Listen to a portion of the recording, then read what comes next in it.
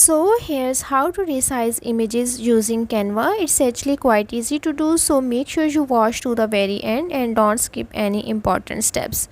For this, first you will need to log into your Canva account. Now here you have to simply select the image, or you can upload your own image from your computer's library.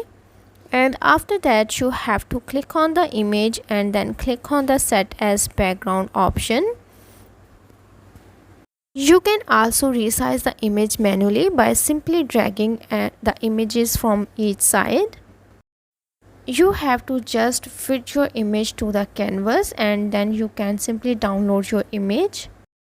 Another way to resize your image on Canva is that you have to click on the resize option at the top left corner.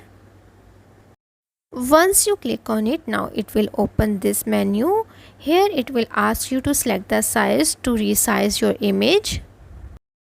You can add any size for your image to which you want to resize. Moving on, you have to click on the copy and resize option. Once you do that, now it will open a new page in a new tab.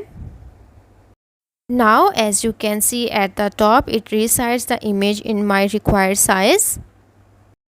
Now to download this image, you have to click on the share icon at the top right corner.